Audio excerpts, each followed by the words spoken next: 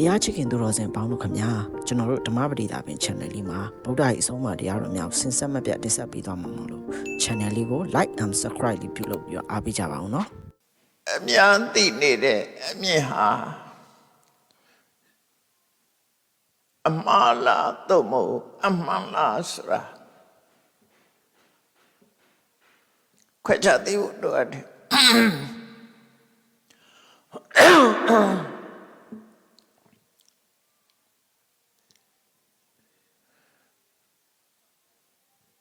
ပါဠိစကားလုံးနဲ့ပြောမယ်ဆိုရင်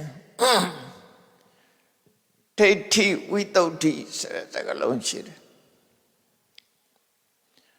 ဘုရားတရားတော်ရဲ့ရှိရွယ်ချက်က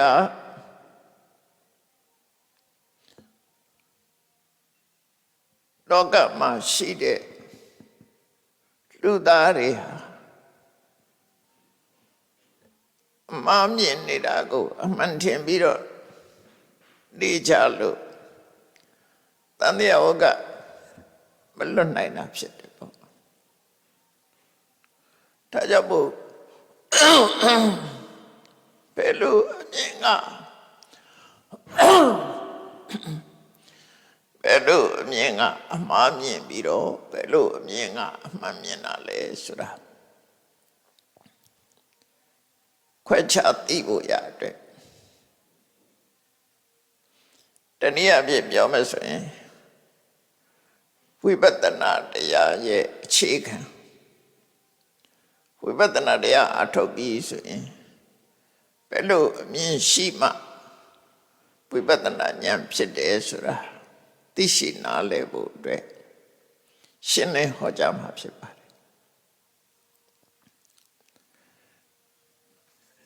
တယ်တရားကောင်းစီအနေနဲ့ကတော့အမှားနဲ့အမှန်ခွဲခြားသိသောဉာဏ်ဒါကအမှားဒါကအမှန်လို့ဒီလိုသိတဲ့ဉာဏ်ဟာဒီလိုသိတာဟာဝိပဿနာဉာဏ်နဲ့သာသိနိုင်တာဖြစ်တယ်။တာမန်အသိဉာဏ်မျိုးနဲ့သိနိုင်ခြင်းမရှိဘူး။အဲ့ဝိပဿနာတရားအထုတ်တဲ့ပုဂ္ဂိုလ်တွေမှာစင်ကြယ်တဲ့လမ်းစဉ်ကနေသွားကြတာပရမဆုံးကိုကျင့်သီလစင်ကြယ်အောင်ကြိုးစားရမယ်ဒါကတော့အသိဉာဏ်မဟုတ်သေးဘူးအခြေခံအနေနဲ့သီလဝိတ္တုဒ္ဓိဆိုတာကိုကျင့်တရားကောင်းမွန်ဖို့ရှေ့ဥစွာလုပ်ကြရမယ်ဘာဖြစ်လို့ကိုကျင့်တရားကောင်းဖို့လိုအပ်တယ်လဲလို့ဆိုရင်ကိုကျင့်တရားမကောင်းတဲ့ပုဂ္ဂိုလ်မှာသူ့ရဲ့စိတ်ထဲမှာအနှောင့်အယှက်တွေအများကြီးရှိသည့်အတွက်ကြောင့်အသိဉာဏ်ဖြစ်ဖို့အတွက်အဟံတာတွေဖြစ်တယ်ပေါ့အဲ့ဒီအဟံတာတွေကိုကျွတ်တင်ရှင်းဖို့လိုအပ်တယ်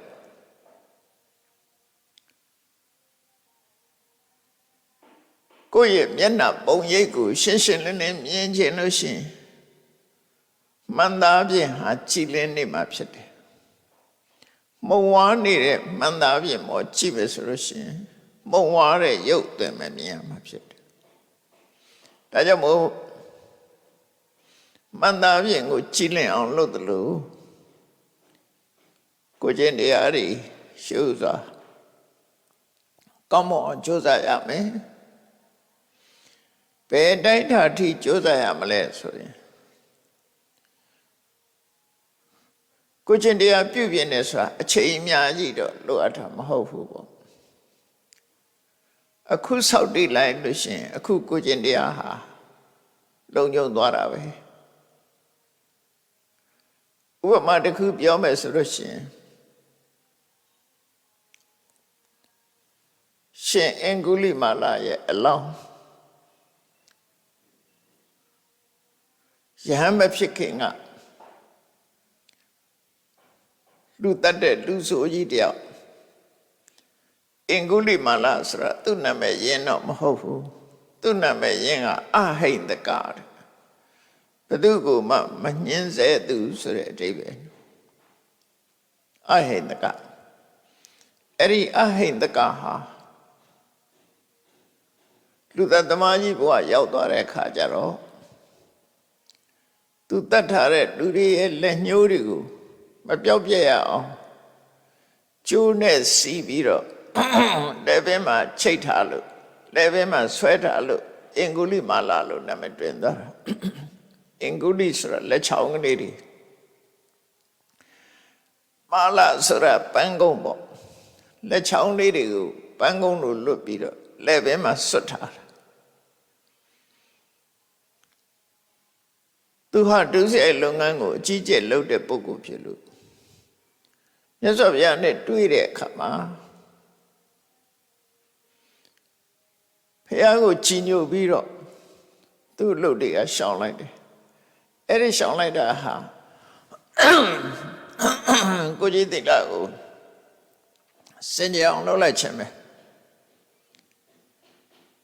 ရှောင်လိုက်ပြီးတဲ့နောက်မှာရဟန်းဘုရားရောက်လာတာအဲ့ဒီကစပြီးတော့သူများတဲ့တတ်အလုံးဝမလုပ်တော့သို့တော့ရဟန်းမဖြစ်ခင်ရှေ့ပိုင်းမှာအကြီးကျယ်လူတွေကိုဒုက္ခပေးတပ်ဖြတ်လာတဲ့ပုဂ္ဂိုလ်တယောက်ဆိုမြတ်စွာဘုရားပေးတဲ့ကမ္မထန်နိလန်းကိုကျိုးပန်းအထုတ်တဲ့အခါမှာတမာရိရအောင်ကြိုးစားတဲ့အခါမှာတမာတိမဖြစ်ဘဲနဲ့သူကျူးလွန်ခဲ့တဲ့ပြစ်မှုတွေလူတွေကိုတပ်ဖြတ်ခဲ့တဲ့မြင်ကွင်းတွေပုံရိပ်တွေကသူ့စိတ်ကိုလွှမ်းမိုးလာပြီးတော့စိတ်ဟာဆောက်တည်ရမရဖြစ်လာတယ်ဒါသဘာဝပဲလေမဟုတ်တာလှုပ်ထားတဲ့ပုဂ္ဂိုလ်တယောက်ကစိတ်တည်ငြိမ်အောင်ကြိုးစားလိုက်တဲ့အချိန်မှာအဲ့ဒီပုံရိပ်တွေကအရှူရှူပေါ်လာပြီးတော့အနှောက်အယှက်ဖြစ်ကုန်အဲ့ဒီလိုအနှောက်အယှက်မျိုးမဖြစ်အောင်ကိုကျင့်သီလကိုကောင်းမွန်ကြိုးစားကြရတာဖြစ်တယ်အကယ်၍ကိုကျင့်သီလကောင်းတဲ့ပုဂ္ဂိုလ်ဆိုလို့ရှိရင်မကောင်းတဲ့ပုံရိပ်တွေဟာသူစိတ်အာယုန်ထဲမှာပေါ်လာမှာမဟုတ်ဘူးပေါ့အဲ့တော့ရှင်အင်္ဂုလိမာလာဟာတရားထုတ်တဲ့အခါမှာသူရဲ့လူသက်သမားဘဝကပုံရိပ်တွေကလွှမ်းမိုးလာလို့တရားထိုင်လို့မရဘူးနောက်ပိုင်းကျတော့မြတ်စွာဘုရားကနီလန်းပေးတယ်ရှေ့ပိုင်းဟာတွေမိထားလိုက်အပိုင်းနှစ်ပိုင်းပိုင်းလိုက်တယ်အဲ့ဒါကိုအင်္ဂုလိမာလာပြိတ်ဆိုပြီးတော့နောက်ပိုင်းတော့ပေါ်လာတယ်နော်အပိုင်းနှစ်ပိုင်းပိုင်းလိုက်တယ်ယတောဟံအရိယာယသာတိယသာတော်ဆိုအရိယာဇတ်မြင့်မြတ်တဲ့ယဟန်ဘဝရောက်တဲ့အချိန်ကစပြီးတော့ဘယ်သူအသက်မှမတတ်ပါဘူးဆိုအချိန်ကန့်သတ်လိုက်တာရှေ့ပိုင်းက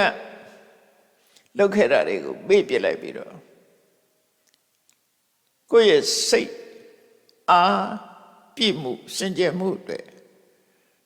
ရဟန်းဖြစ်တဲ့အချိန်နောက်ပိုင်းကစပြီးတော့သူကိုကျင့်သီလရှိတယ်ဆိုတာကိုအာပြုလိုက်တယ်အဲ့ဒီအချိန်မှာပုံရိပ်တွေပျောက်သွားပြီးတော့တရားထုတ်လို့ရသွားတယ်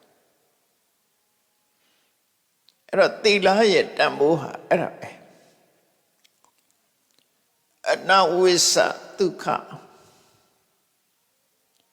happiness or innocence အနဝိသဆိုတာ innocent အပြစ်မရှိတာအပြစ်မရှိခြင်းသည်ချမ်းသာဒုက္ခစိတ်ချမ်းသာမှုပေးနိုင်တယ်အဲ့တော့အပြစ်မရှိတာဟာသီလနဲ့ပြည့်စုံမှာအပြစ်မရှိတာကိုချင်းသီလပျက်စီးနေတဲ့ပုဂ္ဂိုလ်ဟာအပြစ်ရှိနေတယ်လို့ခံစားရတယ်ကာယကံဝစီကံအပြစ်ရှိတယ်ပေါ့အဲ့စိတ်ထဲမှာမကောင်းတဲ့ပုံရိပ်တွေကလာရောက်နှောက်ယှက်တဲ့အခါမှာစိတ်တဝိတုဒ္ဓိဆိုတာဖြစ်ဖို့ခက်သွားတယ် ဒါကြောင့်မို့သီလဝိတ္တုကာယကံဝစီကံစင်ကြယ်အောင်ရှုစွာကြိုးပမ်းအထောက်အောင်ကိုယ်စိတ်ထဲမှာစိတ်နှလုံးထုံထုံချပြီးတော့အခုချိန်ကစပြီးကာယကံမြောက်ဝစီကံမြောက်ကိုကျင့်တရားကိုဖောက်ဖျက်တာမလုပ်ပါဘူးလို့ဆိုတဲ့တဏှိဋ္ဌာန်ချပြီးတော့ကိုကျင့်သီလကိုစောင့်တည်လိုက်ခြင်းအပြင်သီလဝိတ္တုဆက်ဖြစ်သွားတယ်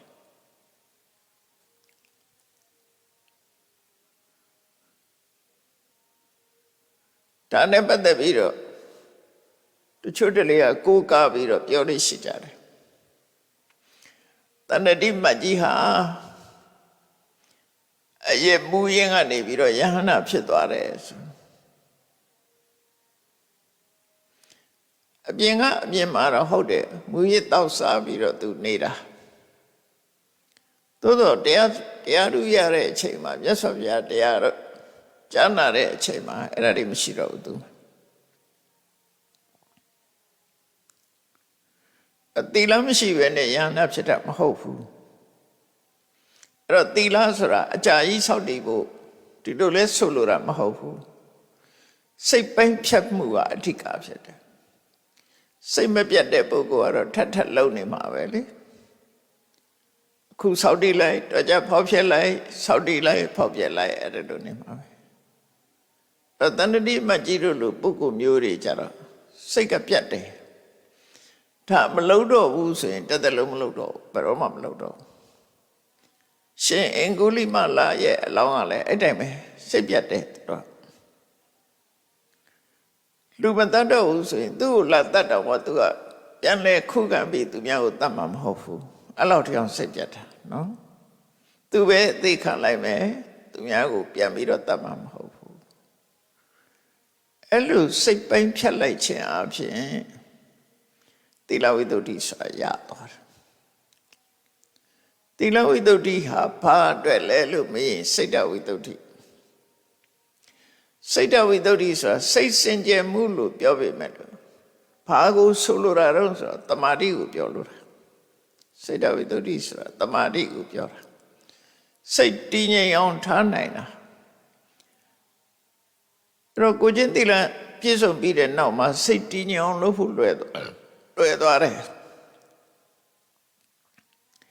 သီလဝိတ္တုကကာယကံနဲ့ဝစီကံကိုထိမ့်သိမ်းဆောင်ရှောက်တယ်စိတ်တဝိတ္တုကစိတ်ကိုထိမ့်သိမ်းဆောင်ရှောက်တယ်အဲ့ဒီနှစ်ခုကဘာအတွက်လဲဆိုရင်အသိပညာအတွက်ပဲဖြစ်တယ်နော်သီလရဲ့သမာဓိရဲ့ဘုရားဘာသာကျင့်စဉ်ဟာအမှန်တမ်းစနစ်ကြတယ်systematically လုပ်ထားတာတက်လမ်းကြောင်းပေးထားရုံမဟုတ်ဘူးတကယ်ဖြစ်ဖြစ်ထားလဲအဲ့တိုင်းပဲသီလမစင်ကြယ်ရင်တမာရိယကိုခက်တယ်ဒါမို့သီလစင်ကြယ်အောင်လုပ်ပါလို့ပြောတာသူအဆင့်လိုက်သွားတာသူသီလဝိတ္တုဖြစ်အောင်အရင်ကြိုးစားမယ်ပြီးရင်စိတ်စင်ကြယ်မှုဆိုတဲ့တမာရိယအောင်ကြိုးစားရမယ်အဲ့တော့သီလဝိတ္တုသည်စိတ်တဝိတ္တုအတွက်ဖြစ်တယ်သူ့ဆင်နဲ့သူသွားတာသီလစင်ကြယ်တာဟာနိဗ္ဗာန်ကိုတိုက်ရိုက်အကျိုးပေးတာမဟုတ်ဘူးသီလစင်ကြယ်မှုသည်စိတ်တဝိတ္တုအတက်တာဖြစ်တယ်ဘာနဲ့တူတော့ဆို၄ကတိ9တိစဉ်းစားကြည့်ပေါ့ပထမ၄ကတိသည်ဒုတိယ၄ကတိကိုရောက်ဖို့အတွက်သာဖြစ်တယ်တိုက်ပေါ်ရောက်ဖို့မဟုတ်သေးဘူးသူကပထမ၄ကတိသည်ဒုတိယ၄ကတိကိုရောက်အောင်ပို့ပေးတာဖြစ်တယ်ဒုတိယ၄ကတိကတတိယ၄ကတိအတွက်ဖြစ်တယ်တတိယ၄ကတိကစတုထ၄ကတိစတုထကပစ္စမပစ္စမကသတ္ထသတ္ထကတတ္တမအဲ့ဒီတို့ကြည့်လိုက်မယ်ဆိုရင်သီလဝိတ္တုကဘာအတွက်လဲလို့ဆိုရင်စိတ်တဝိတ္တုတမာရိယဖို့အတွက်အနုဆိုတမာရိယဖို့ခက်လိမ့်မယ် ကိုချင်းသီလမပြည့်စုံတဲ့ပုဂ္ဂိုလ်တယောက်ဟာကိုယ်စိတ်ထဲမှာအပြစ်ရှိတယ်လို့ခံစားနေရတဲ့ပုဂ္ဂိုလ်တယောက်ဟာဘယ်လိုနည်းနဲ့မှစိတ်တည်ငြိမ်မှုကိုမရနိုင်ဘူးတဲ့ဒါကြောင့်မို့စိတ်တည်ငြိမ်မှုအတွက်ကိုချင်းသီလရှိရမယ်ကိုချင်းသီလရှိပြီးတဲ့အခါမှာစိတ်တည်ငြိမ်မှုရအောင်ကြိုးစားရမယ်ဒါအဆင့်မကျော်ရဘူးသူတိုင်သူသွားရတာအဲ့ဒီသီလဝိတ္တုအဆင့်စိတ်ဓာတ်ဝိတ္တုအဆင့်သည်ပညာဝိတ္တုအတွက်လမ်းခင်းပေးခြင်းများတာဖြစ်တယ်ပညာမဟုတ်သေးဘူးအသိပညာမဟုတ်သေးဘူးဟုတ်ပြီစိတ်ဓာတ်ဝိတ္တုဖြစ်လာပြီးတဲ့နောက်မှာအမှားနဲ့အမှန်ကိုသိတဲ့ဉာဏ်ရဖို့အတွက်လုပ်ငန်းစတင်ရမှာဖြစ်တယ်ပေါ့အဲ့ဒါကိုဒိဋ္ဌိဝိတ္တုလို့ခေါ်တယ်ဒိဋ္ဌိဝိတ္တုကိုစကားလုံးနှလုံးနဲ့ဖော်ပြထားတာဖြစ်တယ်ဒိဋ္ဌိရဲ့ဝိတ္တုရဲ့ဒိဋ္ဌိဆိုတဲ့စကားလုံးကတခါတရံမှားယွင်းတဲ့အမြင်ကိုဖော်ဆောင်တာဖြစ်ပေမဲ့လို့တခါတရံအသိဉာဏ်ကိုဖော်ဆောင်တာလည်းရှိတယ်ဥပမာပဲရှင်းရှင်းလင်းလင်းကတော့မိစ္ဆာဒိဋ္ဌိနဲ့တမ္မာဒိဋ္ဌိရှေ့ကစကားလုံးနဲ့ထည့်လို့ရှိရင်မိစ္ဆာဒိဋ္ဌိဆိုရင်မှားယွင်းတဲ့အမြင်တမ္မာဒိဋ္ဌိဆိုတော့မှန်ကန်တဲ့အမြင်အသိဉာဏ်အဲ့လိုကွာတယ်အကယ်၍ရှေ့ကမိစ္ဆာဆိုတာလည်းမပါဘူးတမ္မာဆိုတာလည်းမပါဘူးဒိဋ္ဌိတို့တမ္မာသုံးတဲ့အခါကျတော့မှားယွင်းတဲ့အမြင်လားမှန်ကန်တဲ့အမြင်လားဆိုတာသိဖို့ခက်သွားတယ်အဲ့ဒါကြတော့အကြောင်းအရာနဲ့ဆက်ဆက်ပြီးတော့ယူရတယ် what context စကားလုံးနဲ့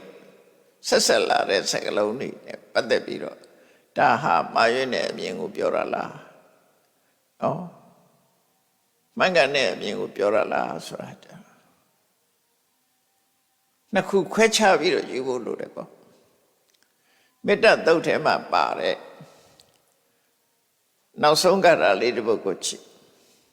အလုံးမေတ္တာသုတ်ရကြတယ်ဒိဋ္ဌိဉ္စအနုပကမ္မသီလဝါဒတနေနတမ္ပန္နောအဲ့ဒီမှာဒိဋ္ဌိဉ္စအနုပကမ္မအဲ့ဒီမှာပြထားတဲ့ဒိဋ္ဌိဆိုတာမှားသောအမြင်လို့အဓိပ္ပာယ်ရတယ်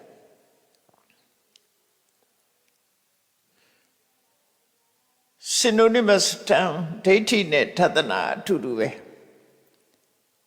စကားလုံးနှစ်ခုအဓိပ္ပာယ်တူစကားလုံးဒိဋ္ဌိစအနုပကမ္မသီလဝါထသနေနတမ္ပန္နောထသနာဒီဒိဋ္ဌိကိုတော့မှားရွံ့တဲ့အမြင်နောက်ကထသနာကြတော့မှန်ကန်တဲ့အမြင်ဖြစ်သွားတယ်အဲ့တော့မေတ္တာပို့တဲ့ပုဂ္ဂိုလ်ဟာဘယ်လိုမှားရွံ့တဲ့အမြင်တွေဖြစ်လာတယ်လဲဆိုမေတ္တာပို့တယ်ဆိုတာကိုမိတ်ဆွေအနေနဲ့ပို့တယ်တရဝအနေနဲ့ပို့တယ်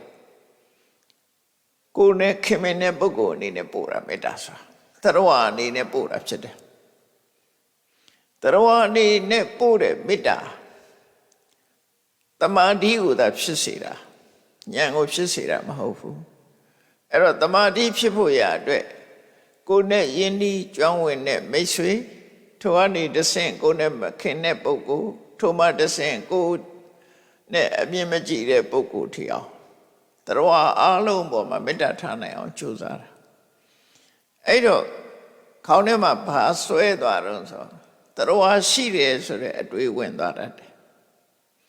အဲ့ဒီအတွေးကဝိပဿနာဉာဏ်နဲ့ကြည့်လို့ရှိရင်အမှားကြီးဖြစ်နေ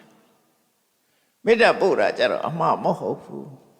တမာတိအခြေအနေမှာအမှားမဟုတ်ဘူးသို့တော့အမြင်အနေနဲ့ကြည့်မှားနေပြီသူနော်တရဝရှိတယ်မိတ်ဆွေရှိတယ်ခင်မင်သူရှိတယ်လို့ဆိုတာအမှားကြီးဖြစ်နေတယ်ဘာလို့လဲဆိုရင်ဝိပဿနာ level မှာတရဝဆိုတာမရှိဘူးအဲ့လိုမြင်မို့လို့တာဟုတ်အဲ့တော့မေတ္တာပို့နေတဲ့ပုဂ္ဂိုလ်ကတရဝအရှိအနေနဲ့ပို့နေတာဖြစ်တော့ဝိပဿနာကိုကူးတော့မယ်ဆိုရင်အဲ့ဒီတရဝရှိတယ်ဆိုတဲ့အတွေ့ကိုဖျောက်ပါလို့ပြောတာဒ ဒိဋ္ဌိစအနုပခမ္မနော်မှားယွင်းနေတဲ့အယူဆတရက်တို့မရောက်ပါစေနဲ့မသွားရနဲ့အဲ့ဒီလမ်းကြောင်းကိုမလိုက်နဲ့တော့လို့ပြောလိုက်တာသရဝါရှိတယ်ဆိုတဲ့အတွေ့အထင်ကိုဖြောက်ပါအဲ့ဒီနောက်ကို approach မလုပ်ပါနဲ့သူပြောတာအဲ့ဒီအတွေ့ကိုဖြောက်လိုက်ပါဖြောက်လိုက်ပြီးမှကိုချင်းသီလနဲ့ထသနာမှန်ကန်တဲ့အမြင်ရှိပါလို့သူဆိုလို့တယ်နော်အဲ့ဒါကြောင့်ဝိပဿနာတရားအထုတ်တော့မယ်ဆိုရင်ဒိဋ္ဌိဝိတ္တုဋ္ဌိအမှားနဲ့အမှန်ခွဲခြားပြီးတော့သိမြင်တဲ့အသိဉာဏ်အမှန်တမ်းအရေးကြီးသွားပြီဒါဝိပဿနာ level ကိုပြောတာနော်ဝိပဿနာ level ရောက်ရင်သူ့ level နဲ့သူမှားရမယ်ဒါတနည်းအားဖြင့်ပြောမယ်ဆိုရင်သမုဒိသစ္စာ level နဲ့ပရမတ္ထသစ္စာ level ပေါ့အမှန်တရားဆိုတာနှစ်ခုရှိတာ general consensus လို့ခေါ်တယ်အများကအတိမပြုထားတာဒါသမုဒိလို့ခေါ်တယ်သမုဒိသစ္စာအများကအတိမပြုထားတာလဲအမှန်လို့ယူဆလို့ရတယ်သို့တော့အများကအတိမပြုထားတဲ့အမှန်တရားသည်တကယ်အမှန်တရားမဟုတ်ဘူးတကယ်အမှန်တရားမဟုတ်သည့်အတွက်ကြောင့်အများအတိမပြုယုံနဲ့မှန်နေတဲ့အမှန်ဟာတန်တရားဝကလွတ်နိုင်တဲ့အမှန်မဟုတ်ဘူးဒါကြောင့်မို့ပရမတ္ထသစ္စာ ultimate truth absolute truth ကိုရောက်သွားရမယ်တော့ general consensus အများအသိမှပြုတယ်အများသဘောတူထားတဲ့အမှန်နဲ့မရဘူးတကယ်အစစ်မှန်မှအမှန်လို့ခေါ်ရမှာဖြစ်တယ်ပေါ့အဲ့ဒီ level နှစ်ခုဟာဘုရားဘာသာကဒီခွဲခြားသိထားဖို့လိုတယ်ပေါ့အခုဒိဋ္ဌိဝိတ္တုဆိုတာabsolute truth ကိုသွားနေတာနော် absolute truth ultimate reality ကိုသွားတာအဲ့ဒါကြောင့်မလို့ဒိဋ္ဌိဝိတ္တုအမှားနဲ့အမှန်ခွဲခြားသိမြင်တဲ့ဉာဏ်အဲ့တော့ဒိဋ္ဌိနဲ့ဝိတ္တုဆိုပြီးတော့စကားလုံးနှလုံးဘယ်လိုအဓိပ္ပာယ်ယူရမလဲဆိုဒိဋ္ဌိဆိုတာမှန်ကန်တဲ့အသိဉာဏ်အဲ့ဒီမှန်ကန်တဲ့အသိဉာဏ်ဒီပင်နဲ့အမှားအသိကိုဖယ်ရှားလို့အမှားအသိဆိုတဲ့အညစ်အကြေးကိုဆေးကြောနိုင်လို့တန်းစင်စေနိုင်လို့ဝိတ္တုစကလုံးနှလုံးသုံးထားပေမဲ့လို့အဓိပ္ပာယ်တူတူပဲသို့တော့များအားဖြင့်အင်္ဂလိပ်တို့ပြန်ကြတဲ့ပုဂ္ဂိုလ်တွေကဘယ်လိုပြန်လို့ဆိုဒိဋ္ဌိဝိတ္တုကို purification of view လို့ပြန်တယ်ဒါအဖွင့်ဆိုချက်တွေနဲ့မမှန်ဘူးเนาะဒီဘာသာပြန်ကအမှန်မဟုတ်ဘူးဟုတ်တယ်လို့တော့ရှိတယ်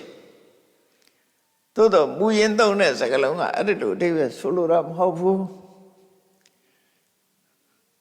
purification of view ဆိုတာအမြင်ဤစင်ကြယ်မှုလို့ပြောရင်လေအမြင်ဤစင်ကြယ်မှုကိုပြောတာမဟုတ်ဘူးတနည်းအားဖြင့်တော့သူ့ရဲ့မူရင်းသုံးထားတဲ့စကားလုံးရဲ့ဖွင့်ဆိုချက်ကအဲ့ဒီအဓိပ္ပာယ်မဟုတ်ဘူးအဲ့လိုဆိုလိုတာမဟုတ်ဘူးဒိဋ္ဌိဆိုတာအမှန်မြင်ခြင်းဝိတ္တုဆိုတာအမှားမြင်မှုကိုတန်ရှင်းစင်ကြယ်စေခြင်းဆိုဒိဋ္ဌိကလည်းပဲဉာဏ်ပဲဝိတ္တုကလည်းဉာဏ်ပဲ purification of view ဆိုလို့ရှိရင် view ပဲရသွားမှာ purification မရဘူးတကယ်ကောက်မယ်ဆိုလို့ရှိရင်ဆိုလိုတာက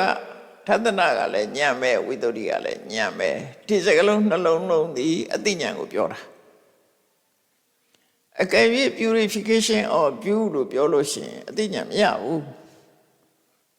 ဒီအင်္ဂလိပ်စကားလုံးရအသိဉာဏ်ကိုရည်ညွှန်းတာမဟုတ်ဘူးဖြစ်သွားတယ်တခါတလေဟုတ်တယ်လို့နဲ့မဟုတ်တာတွေအများကြီးရှိတယ်စကားလုံးတွေမှာ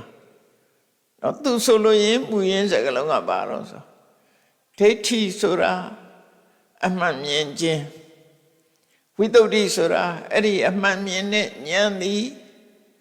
အမှားမြင်နေတဲ့အမှားနေတဲ့အရာကိုစိတ်ကြောတန့်စင်ပေးတတ်တယ်လို့ညှို့ဆိုလိုတာအဲ့တော့ မှားနေတဲ့အရာကိုတန်ရှင်းတန်ဆင်သွားစေတတ်တဲ့အမှန်မြင်မှုလို့သူတို့ဆိုလိုတယ်စကားလုံးနှလုံးမှာအထိပ္ပယ်တစ်ခုတည်းပဲနော်စကားလုံးနှလုံးမှာတရားကိုအနေနဲ့တစ်ခုတည်းပဲဉာဏ်ကိုပြောတာလို့အဲ့တော့ဝိသုဒ္ဓိမမှာဘယ်လိုဖွင့်အောင်ဆိုလို့ရှိရင်နာမရူပနာ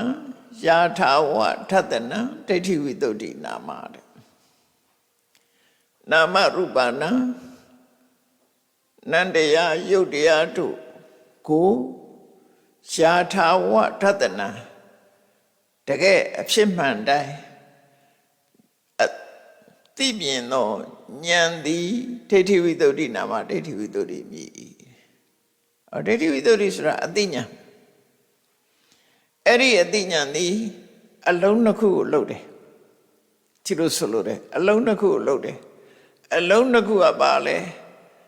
ဒိဋ္ဌိမြင်ခြင်းဆိုတဲ့အလုပ်ဝိသုဒ္ဓိစင်ကြယ်စေခြင်းဆိုတဲ့အလုပ်ဒီနှစ်ခုကိုလှုပ်တယ်လို့ပြောတာ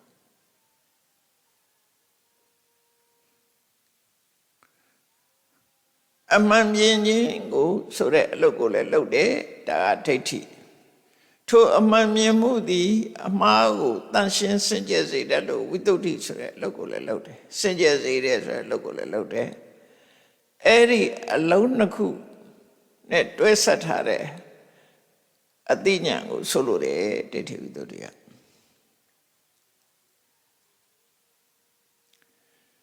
စောစောပိုင်းကပြောတဲ့သီလဝိသုဒ္ဓိဆိုတာလဲစင်ကြယ်တဲ့သီလကိုပဲပြောတာစိတ်တဝိသုဒ္ဓိဆိုတာစင်ကြယ်တဲ့တမာတိစိတ်တစ်ခုပဲပြောတာအခုဒိဋ္ဌိဝိသုဒ္ဓိကလည်းစကားလုံးနှလုံးဆိုပေမဲ့နှစ်ခုပြောတာမဟုတ်ဘူးတစ်ခုတည်းကိုပြောတာဘာကိုပြောတာတော့ဆိုအသိဉာဏ်ကိုပြောတာနော်ဘယ်လိုအသိဉာဏ်တော့ဆိုရင်နာမရူပနာယထာဝတတနာဒိဋ္ဌိဝိသုဒ္ဓိနာမရူပနာနန္တရားယုတ်တရားတို့ကိုယထာဝထတနာတကယ်အရှိတိုင်းသိမြင်သောဉာဏ်သည်ဒိဋ္ဌိဝိသုဒ္ဓိနာမဒိဋ္ဌိဝိသုဒ္ဓိမြည်ဒါဖြင့်ယုံနဲ့နံကိုယုံနံလို့သိတာဒါအမှန်သိပဲအယုံနံလို့မသိပဲနဲ့ဘယ်လိုသိနေတော့ဆိုတရဝလို့သိနေလို့ရှိရင်နာယုံတစ်ခုပေါင်းစပ်တာကိုလူလို့ထင်နေတယ်နတ်လို့ထင်နေတယ်တရဝလို့ထင်နေတယ်ဒါအမှားသိပဲလေတကယ်ယုံနဲ့နံကလွဲလို့မှတရဝဆိုတာရှိမှမရှိတာယုံနဲ့နှစ်ခုပေါင်းစပ်ပြီးတော့လှုပ်ရှားတဲ့တွေးခေါ်တဲ့ရှိတဲ့ငိုတဲ့ဆိုတာဖြစ်နေစကားပြောတယ်တကယ်တော့ယုံနဲ့နှစ်ခုပေါင်းစပ်လိုက်လို့ရလာတဲ့ energy နဲ့လုပ်နေတာတရဝမရှိဘူးဒီထဲမှာအဲ့လိုယုံနဲ့နှစ်ခုတတ်အရှိတိုင်းမြင်တာဟာဒိဋ္ဌိဝိသုဒ္ဓိလို့ဆိုအဲ့ဒီအရှိတိုင်းမြင်ဖို့ဟာလွယ်လားဆိုတော့မလွယ်ဘူးအဲ့ဒါမမြင်မဲနဲ့လေတွေ့တာမှုကိုရှင်းလို့ရမလားမရဘူးတွေ့တာမှုကိုမရှင်းနိုင်ရင်မုန်းတိမှုတွေရောရှင်းလို့ရမလားမရဘူးတွေ့တာမှုကိုမရှင်းမဲနဲ့စိတ်သောကားကိုဖယ်လို့ရမလားမရဘူးဒါကြောင့်မို့တွေ့တာမှုတွေအထင်လွဲမှုကိုအကြောင်းပြုပြီးတွေ့တာမှုတွေကိုရှင်းနိုင်ဖို့ရအတွက်ဝိပဿနာတရားထုတ်တဲ့ပုဂ္ဂိုလ်တိုင်းရှေးဥစွာဒိဋ္ဌိဝိသုဒ္ဓိဆိုတာအမှန်မြင်အောင်ကြိုးစားရမယ်လို့သူဆိုလိုတာနော်အမှန်မြင်အောင်ကြိုးစားရမယ်နာယုတ်တို့ကိုအရှိတိုင်းအမှန်တိုင်းillusion မဖြစ်ပဲနဲ့ရုပ်ကိုရုပ်လိုပဲမြင်ရမယ်နာမ်ကိုနာမ်လိုပဲမြင်ရမယ်အဲ့ဒီလိုသိမြင်တဲ့ဉာဏ်သည်ဒိဋ္ဌိဝိသုဒ္ဓိအဘိဓမ္မထသင်္ဃာကျမ်းကတော့ဘလို့ဆိုတော့ဆိုရင်လက္ခဏာရတ္တပစ္စုပ္ပထာနာပဋ္ဌာနာဝသေနနာမရူပပရိက္ခဟောဒိဋ္ဌိဝိသုဒ္ဓိနာမလို့တဘာဝတရားတစ်ခုကို characteristic လို့ခေါ်တဲ့သူ့ရဲ့လက္ခဏာရှုထောင့်ကတွေ့ရမယ် ရတ္တလို့ဆိုတဲ့ function ဆောင်ရွက်မှုကိစ္စရှုထောင့်ကသိရမယ်ပစ္စုပ္ပထာနလို့ဆိုတဲ့ manifestation ပေါ်လာတဲ့ပုံရိပ်ကိုသိရမယ်ပဋ္ဌာနာဆိုတဲ့အနိကအကြောင်းတရားကိုသိရမယ်တဘာဝတရားတစ်ခုရှုထောင့်၄ခုကသိတာနာနဲ့ယုတ်ကိုရှုထောင့်၄ခုကနေမြင်တာကိုဒိဋ္ဌိဝိတ္တုလို့ပြောတာအမှန်ဝိတ္တုမဲ့ကတော့ယထာဘုဒ္ဓထသနာအမှန်ကန်သိခြင်းအမှန်ကန်သိတယ်ဆိုတာဘာလို့လက္ခဏာရတ္တပစ္စုပ္ပထံပဋ္ဌာထံဆိုတဲ့ရှုထောင့်၄ခုကနာယုတ်ကိုသိတာအဲ့ဒါဟာဒိဋ္ဌိဝိတ္တုပဲဆိုရှင်းပြဖို့မတူပေမဲ့လို့အထိပ္ပယ်ကတော့တူတူပဲနာမရူပပရိက္ခဟဆိုတာနာနဲ့ယုတ်ကိုပိုင်းခြားသိနိုင်ခြင်းသိတဲ့ဉာဏ်သည်လို့ဆိုလို့တယ်နာမရူပပရိက္ခောနာယုတ်တို့ကိုပိုင်းခြားသိနိုင်တဲ့ဉာဏ်သည်သိတဲ့ဉာဏ်သည်ဒိဋ္ဌိဝိတ္တုနာမဒိဋ္ဌိဝိတ္တုမြည်ဝိတ္တုမဲ့ကြတော့နာမရူပနာယာထာဝထသနာနာနေယုတ်တွေကိုအမှန်တိုင်းအရှုတိုင်းမြင်သောဉာဏ်သည်ဒိဋ္ဌိဝိတ္တုနာမဒိဋ္ဌိဝိတ္တုမြည်လို့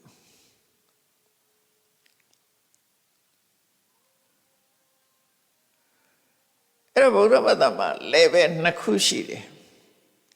သမုဒိသစ္စာ level ကပြောတဲ့စကားတစ်ခုကိုချင်းတရားတွေမိဘဝတ္တိနော်မိသားစုကျင့်ဝတ်တွေမိတ်ဆွေပေါင်းတို့ရဲ့ကျင့်ဝတ်တွေလိုက်နာကျင့်သုံးရမယ့်အလုပ်တွေမင်္ဂလာတရားတော်ကိုရှေ့ပိုင်းကဟောတဲ့လှုပ်ဆောင်မှုတွေအဲ့ဒါတွေကသမုဒိသစ္စာ level ကနေဟောတာအဲ့ဒါတွေကမလိုအပ်ဘူးလားဆိုလိုအပ်တယ်လူရဲ့ဆိုးဆိုင်အတိအတွက်လိုအပ်တယ်ကိုကျင့်သိက္ခာပိုင်းဆိုင်ရာကိုသမုဒိသစ္စာ level ကဟောတာပရမတ္ထသစ္စာ level ကနေကြည့်လိုက်လို့ရှိရင်အဲ့ဒါအမှန်မဟုတ်သည့်အတွက်ကြောင့်တန်တရားကထွက်ဖို့မဖြစ်နိုင်ဘူးမဖြစ်နိုင်သည့်အတွက်ကြောင့်ပရမတ္ထသစ္စာ level ကြတော့တော်ဆိုတာမရှိဘူးအမေဆိုတာလည်းမရှိဘူးအဖေဆိုတာလည်းမရှိဘူးရှုံးနေတာနှစ်ခုသာရှိတယ်ဆိုရင်အဲ့ဒီအဆင့်ကိုတွားရတာ level နှစ်ခုကိုရောထွေးအောင်မလုပ်ရဘူးမှာသူ့ level နဲ့သူတွားရမယ်မှာသမုဒိသစ္စာ level ကလည်းသူ့ဟာနဲ့သူsociety ကိုထိန်းတာပရမတ္ထသစ္စာ level ဆိုတာဘဝကထွက်မြောက်ဖို့အတွက်ကြိုးစားတာဗုဒ္ဓဘာသာမှာထူးခြားတဲ့ level ကြီးနှစ်ခုရှိတယ်သမုဒိသစ္စာ level ကြတော့အခြားဘာသာတွေလည်းဟောတာပဲတူတူပဲဘာမှမထူးကိုကျင့်တရားနဲ့ပတ်သက်ပြီးတော့ထိမ့်သိမ့်ကြတာသို့တော့ပရမတ္ထသစ္စာ level ကိုဟောနိုင်တာမရှိဘူးအဲ့ဒီနည်းလမ်းမရှိဘူးဒါကြောင့်မို့မြတ်စွာဘုရားကိုယ်တိုင်ကဝိပဿနာတရားရဲ့အစိတ်ပိုင်းလေးတောင်ဟောနိုင်တဲ့ပုဂ္ဂိုလ်သူ့ဘဝနှစ်ပေါင်း50နှစ်အတွင်းမှာမတွေ့ပါဘူးလို့ပြောတယ်ဘုရားကအသက်80နေရတာတက်တော်အပြင်80ဘာဖြစ်လို့နှစ်ပေါင်း50နှစ်လို့ပြောတာတုံးဆိုတော့တရားရှာတဲ့နှစ်နဲ့တရားသိတဲ့နှစ်တွေကိုပြောတာ29နှစ်ကလူ့ဘဝမှာနေခဲ့တာအဲ့ဒါထဲမပြောတော့တောထွက်ပြီးတရားရှာတာက6နှစ်ဖရာအဖြစ်နဲ့တရားဟောတာက45နှစ်6နှစ်နဲ့45နှစ်ပေါင်းပြီးတော့51နှစ်လို့ပြောတာအဲ့ဒီအတွင်းမှာဝိပဿနာတရားဟောနိုင်တဲ့ပုဂ္ဂိုလ်တစိတ်တသေးတာတောင်ဟောတာမရှိဘူးလို့မြတ်စွာဘုရားပြိဋိဘံသံဃာနီးမှာသူဘတ္တပြပတ်ကြီးကိုဟောခဲ့တယ်အဲ့ဒါဘယ်အဆင့်ကိုပြောတာတော့ဆိုခုပရမတ္ထသစ္စာအဆင့်ကိုပြောတာဒါကြောင့်ပရမတ္ထသစ္စာအဆင့်ကဘယ်ကနေစမှာတော့ဆိုအခုဒိဋ္ဌိဝိတ္တုကစတာနော်ဒါဟာဝိပဿနာရဲ့အစပဲဝိပဿနာလမ်းရဲ့ဝိပဿနာလမ်းကြောင်းကိုတက်ဖို့ပထမဆုံးလှည့်ကြတယ်လို့ဖြစ်လာတယ်သို့တော့ရှေးပိုင်းကဝိတ္တု9ပါးနဲ့ပြောမယ်ဆိုရင်နံပါတ်1ကတော့သီလစင်ကြယ်အောင်လုပ် နံပါတ်1ကတော့တမာတိရှိအောင်ကြိုးစားတမာတိနဲ့မှစိတ်ရဲ့အညစ်အကြေးတွေကိုရှင်းထုတ်နိုင်မှာတမာတိတရားသည်စိတ်ရဲ့အညစ်အကြေးတွေကိုရှင်းထုတ်တာဖြစ်သောကြောင့်စိတ်တဝိတ္တုလို့ခေါ်တာအဲ့ဒါလို့ရှင်းပြီးပြီဆိုတဲ့အခါကျတော့အမှန်မြင်ခြင်းနဲ့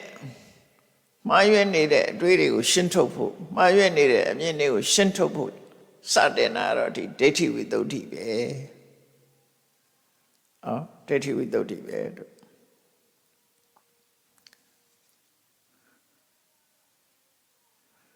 အဲ့ဒါလို့မြင်အောင်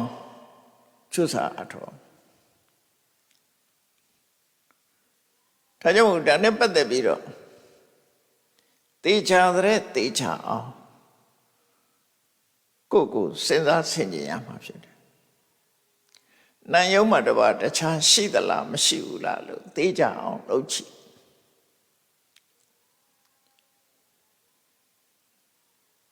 ခွဲခြားစိတ်ဖြာလိုက်တဲ့အခါမှာအမှန်မဟုတ်တဲ့အမြင်ဟာပျောက်သွားတာပဲထုံးစံပဲနော်အစစ်မှမဟုတ်လို့ရှိရင်ပျောက်သွားတယ်ဆိုတော့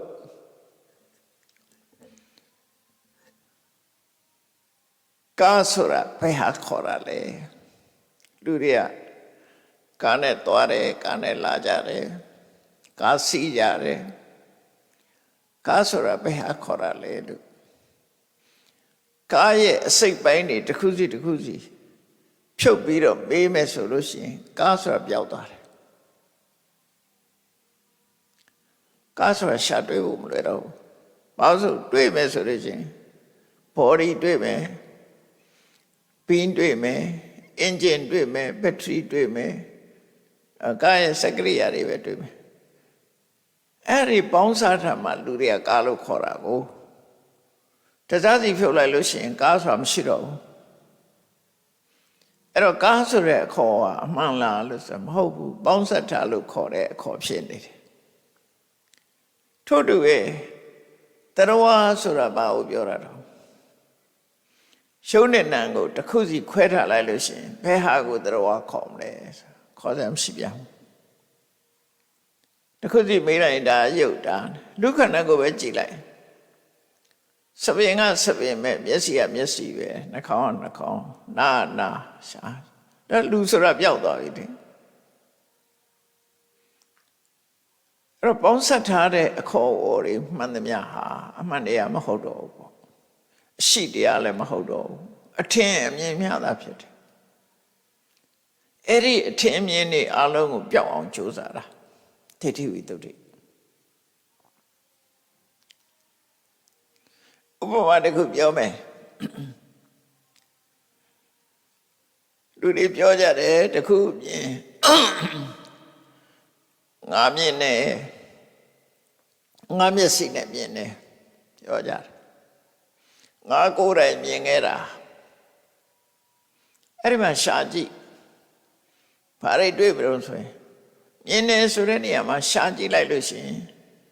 မျက်စိတွေ့မယ်မြင်စရာအာယုန်တစ်ခုတွေ့မယ်အဲ့ဒီနှစ်ခုပေါင်းစုံခြင်းကြောင့်ဖြစ်ပေါ်လာတဲ့အသိစိတ်တွေ့မယ်အာယုန်နဲ့ဆက်သွယ်လာတဲ့ဆက်သွယ်မှုတွေ့မယ်စိတ်ခံစားချက်တွေ့မယ်ဒါပဲတွေ့မယ်ငါဆိုတာဘယ်သူကိုခေါ်မလဲအဲ့ဒီငါးခုတည်းကတရားနာမည်နဲ့ပြောမယ်ဆိုရင်သက္ခုပတ္တရာရူပယုံသက္ခုဝိညာဉ်စိတ်ဖတ်တာဝေဒနာအဲ့ဒီငါးခုဖြစ်တာပဲအဲ့ဒါပဲငါဆိုတာဘယ်သူကိုပြောမှလဲအဲ့ဒီငါးခုပေါင်းလိုက်တာပဲလူကငါလို့ပြောနေတာလေတရားလို့ပြောနေတာအဲ့ဒီငါးခုတည်းကတစ်ခုခုပြတ်သွားလို့ရှိရင်လုံးလို့မရတာမြင်တဲ့ဆိုဖြစ်တော့လေမျက်စိမရှိရင်လည်းမြင်တဲ့ဆိုဖြစ်ဘူးမြင်စရာအာယုံမရှိရင်လည်းမြင်တဲ့ဆိုဖြစ်ဘူးအဲ့ဒီဟန်ချက်ညီညီတဲ့ငါးခုလုံးစုံမှမြင်တဲ့ဆိုဖြစ်တာအဲ့တော့ဘယ်သူကိုငါလို့ပြောမှလဲဒီငါးခုတည်းကတစ်ခုကိုငါလို့ပြောမှလားတရားလို့ပြောမှလားဆိုပြောရမရှိဘူးသူနာမည်နဲ့သူပဲ အဲ့တော့ရှုပ်တရားနံတရားတွေအစုအဝေးဖြစ်ချင်းမျှတာဖြစ်တယ် just a phenomena တဘာဝတရားတက်တက်မျှတာဖြစ်တယ်တရဝဆိုတာမရှိဘူးငါဆိုတာမရှိဘူးလို့အဲ့လိုမြင်အောင်ကြိုးစားရမှာအဲ့လိုမြင်ပြီးဆိုမှဒိဋ္ဌိဝိတ္တုဖြစ်တယ်နော်အဲ့ဒါကိုဆိုလိုတာဒိဋ္ဌိဝိတ္တုဖြစ်ဖို့ဆိုတာအဲ့ဒီလိုမြင်မှုဒါဖြင့်အဲ့လိုမမြင်လို့ရှိရင်ဘာပြဿနာဖြစ်လဲတရဝါလို့မြင်တယ်ဆိုလို့ရှိရင်ဘာပြဿနာဖြစ်တယ်မလိုလားအပ်တဲ့အထင်မြင်လွဲမှားမှုတွေစက်တက်ဖြစ်လာတယ်တရဝါလို့ထင်လို့ရှိရင်အတွေးခေါ်လွဲမှားမှုတွေဖြစ်လာတယ်တရဝါလို့ထင်လိုက်တာနဲ့တပြိုင်နက်ဒီတရဝါဒီသိပြီးနောက်ဖြစ်တယ်မဖြစ်ဘူးဆိုတာနှစ်ခုလာတယ်တရဝါလို့ထင်လိုက်တာနဲ့လူဆိုလို့ရှိရင်ဥပမာပဲနောက်ဘဝသိပြီးတဲ့နောက်ဘဝဖြစ်တယ်သိပြီးတဲ့နောက်ဘဝမဖြစ်ဘူးဆိုရင်ဘယ်လိုမှားယွင်းတဲ့အမြင်တွေထပ်ဆင့်လာတယ်လဲသိပြီးနောက်မဖြစ်တော့ဘူးဆိုရင်ဥစ္စေရဝါဒဖြစ်သွားပြန်တရဝါဟာပြတ်ဆဲသွားတယ်ဆိုတဲ့အဓိပ္ပာယ်ပျောက်ပြက်သွားတယ်ဆိုတဲ့အဓိပ္ပာယ်ဖြစ်သွားပြန်သိပြီးတဲ့နောက်ဖြစ်တယ်လို့ယူဆပြန်လို့ရှိရင်တရဝါဟာထာဝရမြဲနေတယ်လောကကြီးထဲမှာသူကရှိနေတယ်သတ္တရဒိဋ္ဌိပဲရောက်သွားတယ်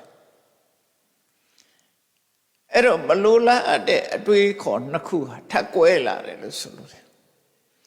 အကယ်၍ယုံ nant နှမျိုးသာရှိတယ်လို့တွက်လိုက်လို့ရှိရင်အဲ့ဒီနောက်ဆက်တွဲဖြစ်ပေါ်လာမဲ့ပြဿနာ problem မလာတော့တရဝါမှမရှိတာယုံတဲ့နာမယ်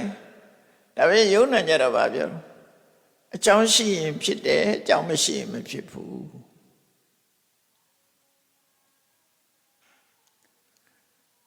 ဖြစ်စေနိုင်တဲ့အကြောင်းရှိနေသေးရင်ဖြစ်မယ်ဖြစ်စေနိုင်တဲ့အကြောင်းမရှိတော့ရင်မဖြစ်ဘူးဥစ္စေရတတ္တမလာတော့ဒါကြောင့်အဲ့ဒီနှစ်ခုကိုရှောင်ရှားပြီးတော့မြတ်စွာဘုရားပဋိစ္စသုဘကိုဟောတာအကြောင်းရှိရင်ဖြစ်မယ်အကြောင်းချုပ်ရင်ချုပ်မယ်အကြောင်းနဲ့အကျိုးသာဖြစ်တယ်ဆိုတာကိုဟောတဲ့ပဋိစ္စသုဘတိဥစ္စေရဝါဒနဲ့တတ္တရဝါဒကိုရှောင်ရှားခြင်းပဲဖြစ်တယ်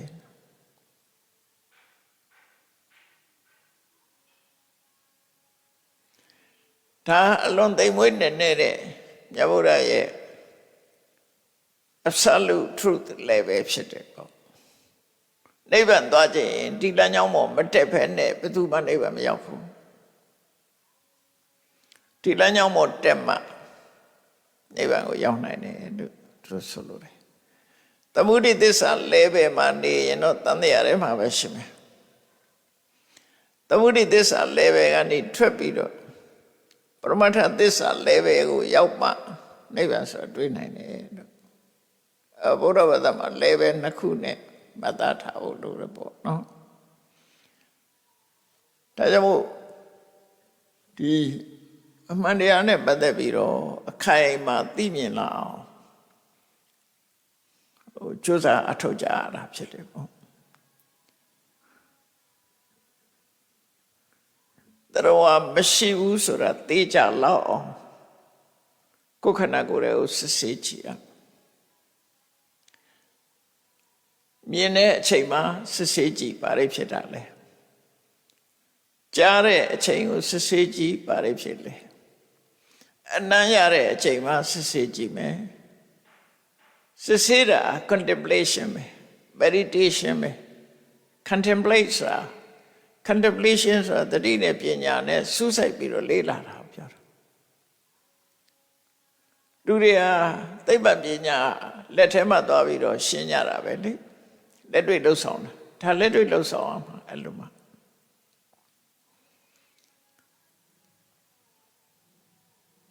ဆဆက်ကတုတ်မှာမြတ်စွာဘုရားဟောထားတယ် ဝိပဿနာရှုဖို့ရအတွက်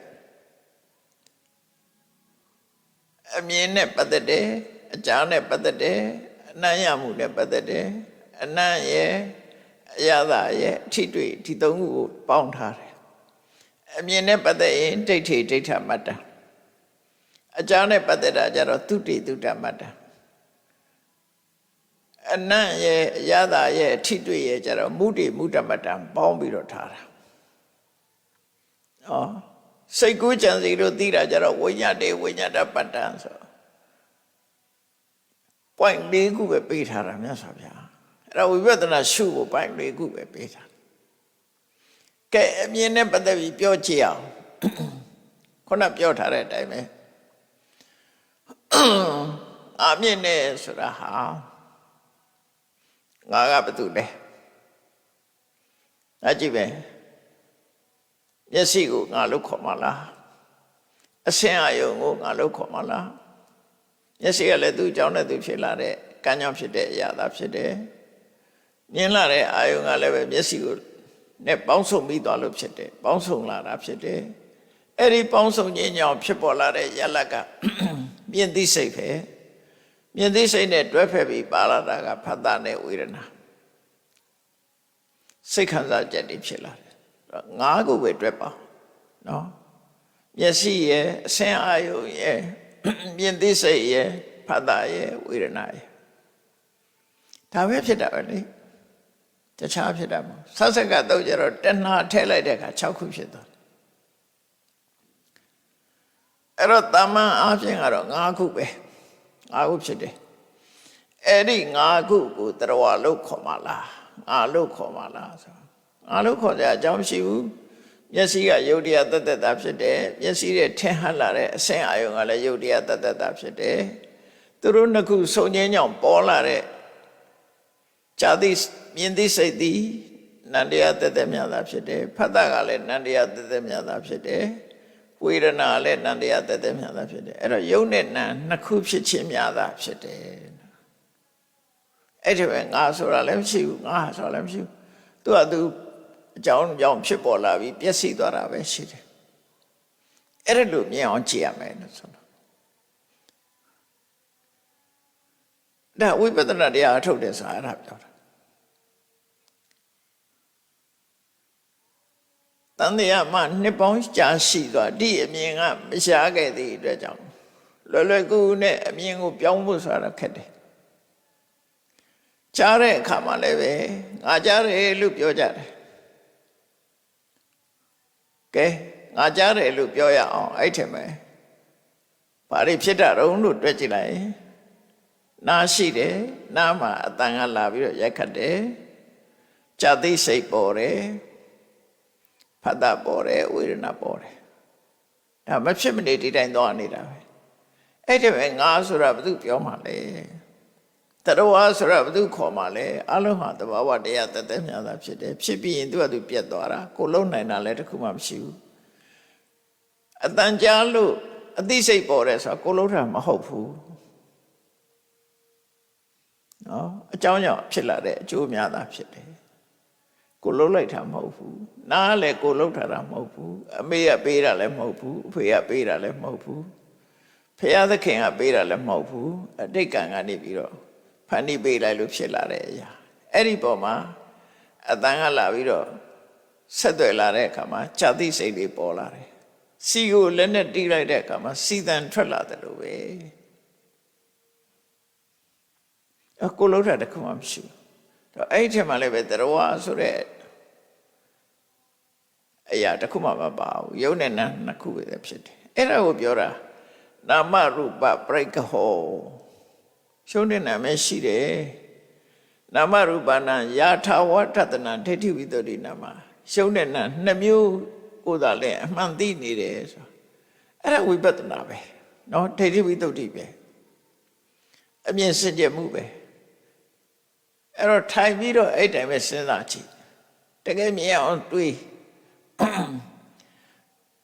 နောက်တစ်ခါထမင်းစားတယ်ကော်ဖီတောက်တယ် breakfast စားတယ် lunch စားတယ်ပေါ့တစ်ခုစားတယ်အစာစားပြီဆိုရင်ဘာရင်လာတယ် တတိထားပြီးတော့စားကြည့်ကော်ဖီတောက်ပြီးဆိုရင်ဘာနဲ့ပါကအရင်လာတော့ဆိုအနံ့ကအရင်လာတယ်မတော့ရသေးဘူးကော်ဖီနှံလေးကနှာခေါင်းကိုအရင်လာတိုက်တယ်အဲ့ဒါက5ခုဖြစ်တယ်နော်နှာခေါင်းရယ်ကော်ဖီရဲ့အနံ့ရယ်အနံ့ကိုတီးတဲ့စိတ်ရယ်ဖတ်တာရယ်ဝေဒနာရယ်5ခုဖြစ်သွားတယ်အဲ့တော့တရား5ခုဖြစ်ခြင်းပဲကော်ဖီပကံလေးကိုယူပြီးတော့တောက်တော့မလို့လွတ်လိုက်တဲ့အချိန်မှာအဲ့ဒါတွေဖြစ်သွားတာအဲ့ဒီမှာလည်းငါမပါဘူးနောက်တစ်ခါတောက်လိုက်ပြီးတောက်လိုက်တဲ့အချိန်မှာဘာလာတော့ဆိုကော်ဖီကြီးကအေးနေတယ်ကော်ဖီကပူတယ်ပူတာအေးတာသိတယ်အဲ့ဒါကြတော့ကာယပတ္တာရဖုဒ္ဓပါယုံပူတာအေးတာကတေဇောဖုဒ္ဓပါယုံအဲ့တော့အပူအေးအပြော့မှာကိုသိတဲ့ကာယရဲ့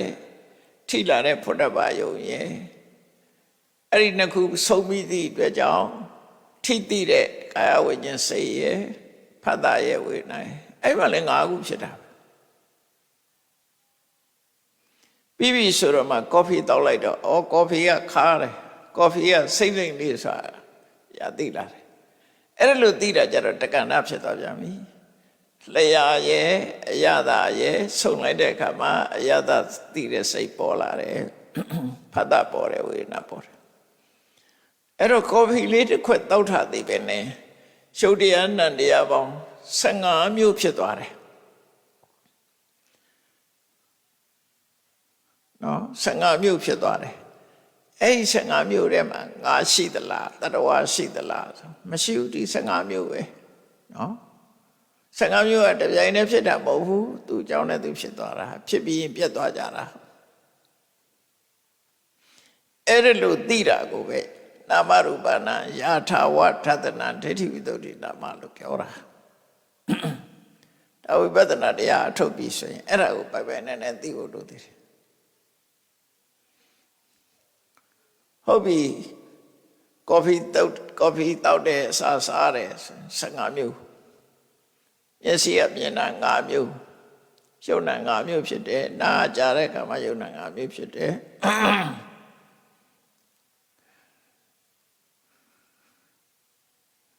အစားတဲ့အခါမှာ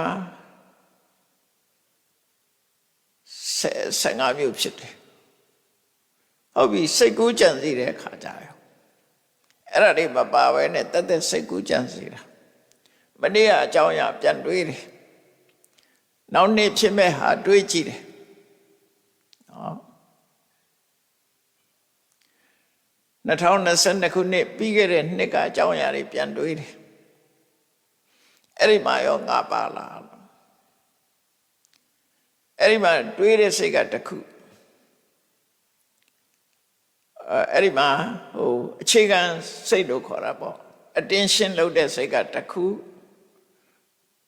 ပြီးတဲ့အခါကျတော့တွေးတဲ့အကြောင်းအရာကတစ်ခုအဲ့ဒီ attention လုပ်တဲ့စိတ်ရဲ့တွေးတဲ့စိတ်ရဲ့နှစ်ခုပေါင်းလိုက်တဲ့အခါမှာအတွေးအာယုံရဲ့ပေါ့လေ attention လုပ်တဲ့စိတ်ကအဝိဇ္ဇာစိတ်လို့ခေါ်တယ်အဲ့ဒီစိတ်ရဲ့တွေးတဲ့အာယုံရဲ့နှစ်ခုပေါင်းလိုက်တဲ့အခါမှာတွေးသိစိတ်တွေပေါ်လာတယ်အဲ့ဒီတွေးသိစိတ်နဲ့အတူတကွဖတ်တတ်ပါတယ်ဝေဒနာပါတယ်5ခုပဲအဲ့ဒါလေစိတ်ကူးကြံစည်ရင်လည်းဒီ5ခုဖြစ်တာပဲအဲ့ဒီမှာကြတော့ရှုပ်တရားမဟုတ်ပဲနဲ့နန္တရားတသက်ဖြစ်တာပေါ့သို့တော့တွေးရတဲ့အကြောင်းအရာကရုပ်ဖြစ်ခြင်းဖြစ်နိုင်တယ်နာမ်ဖြစ်ခြင်းဖြစ်နိုင်တယ်တွေးတဲ့အကြောင်းအရာကြတော့ဥပမာမနေ့တုန်းကစိတ်ဆိုးခဲ့တယ်စိတ်ဆိုးတာကိုတွေးရင်တော့ဒါနန္တရားကိုတွေးတာပဲဘသူကိုစိတ်ဆိုးတယ်အဲ့ဒီသူကိုမြင်အောင်နေလို့ရှင်တော့ဒါရုပ်တရားပဲ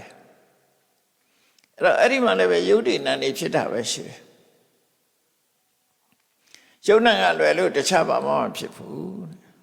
အဲ့ဒါဝိညာတိဝိညာတမတ္တ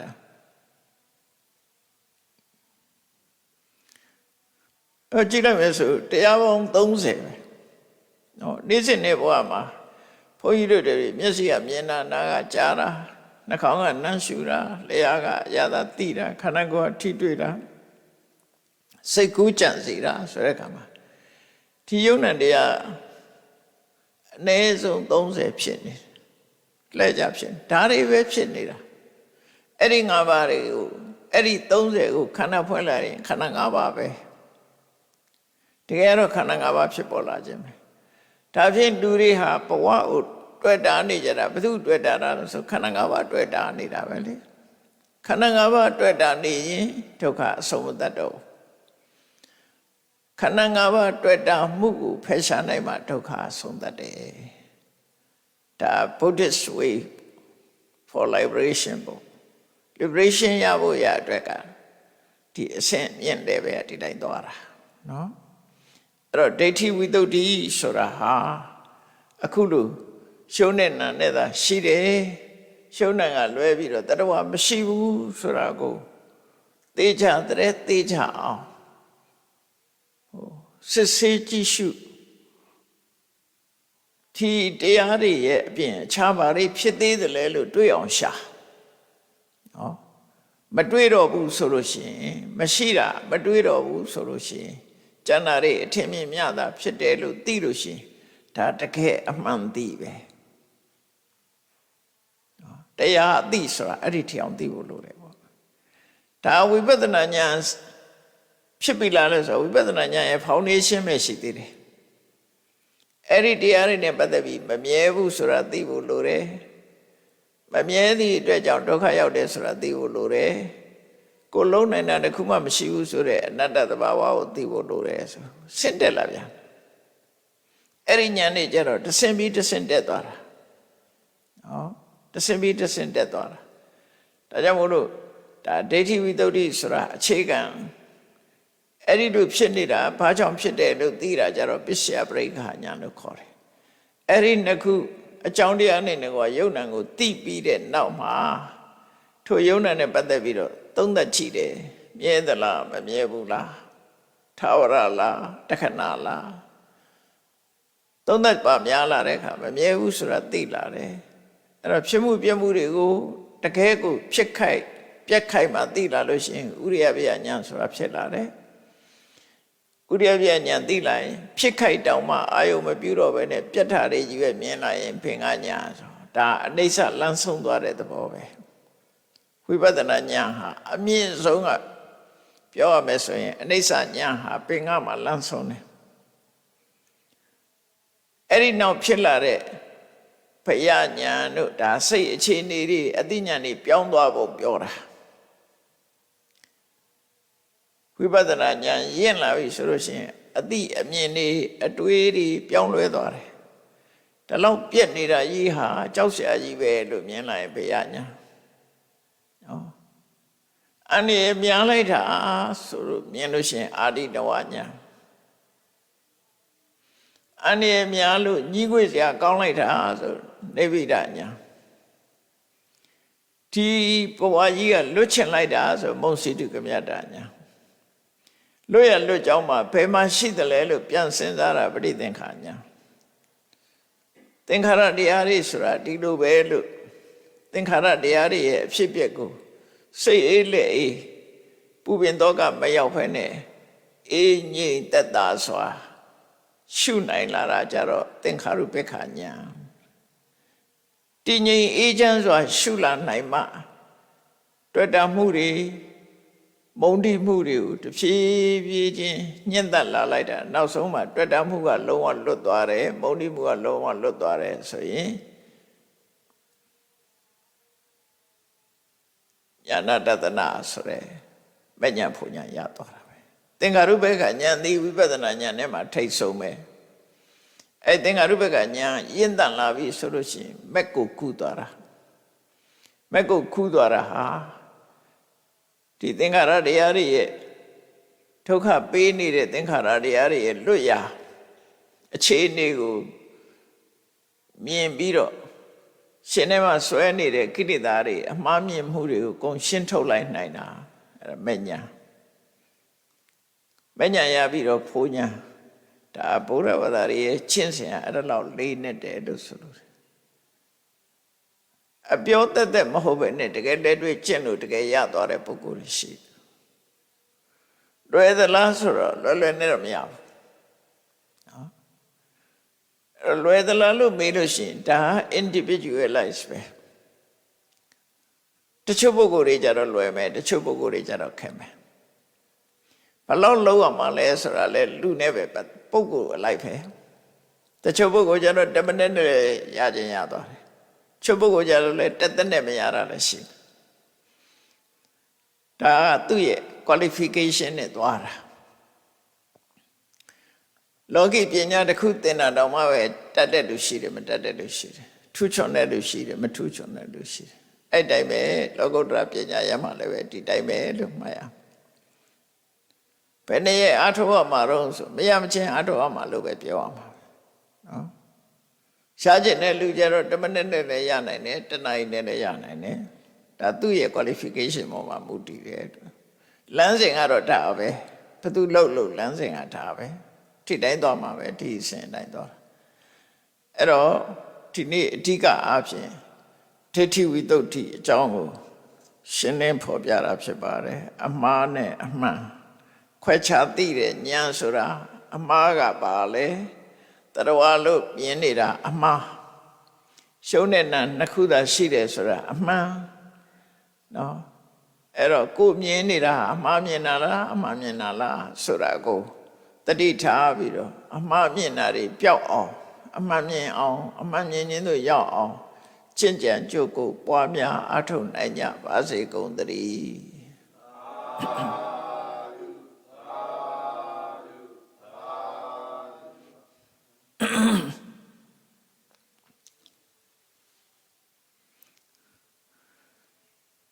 ရှေ့ဆက်ချလေးဆိုလိုက်အောင်ဒီကပဲနားထောင်ရုံပဲထောင်လိုက်တော့ရှင်ဖယားဖယားရီတော်တို့သည်တန်တရားကိုဆင်ရင်မှလွတ်ကင်းရအမှန်ယနေ့ဗံကိုရှိတန်ကြလျက်နိုင်ငံတကာနှစ်သက်ကူနှစ်ဥကာလအခါသမယဝဲအထုဓမ္မသဘင်ရှင်ရင်ချင်းပါပြုလုပ်ကြ၍တရားတော်မြတ်ကိုရှုသိလင်းမြတ်စွာနာယူမှတ်သားကျင့်ကြံပွားများကြပါကုန်၏ဤကောင်းမှုသည်နိဗ္ဗာန်ချမ်းသာ၏အကြောင်းထောက်ပံ့ဖြစ်ပါစေတည်းဤကောင်းမှု၏အဖို့ဘာကကိုအမိအဖအဖို့ဖွာဆွေမျိုးညာတိတို့အားကုသိုလ်အမြတ်ဝေငှပါကုန်၏30ဘုံကျင့်လိကုန်သော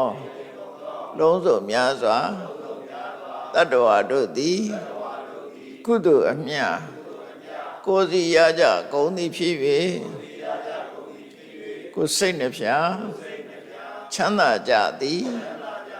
ဖြစ်ကြပါစေကုန်သတည်း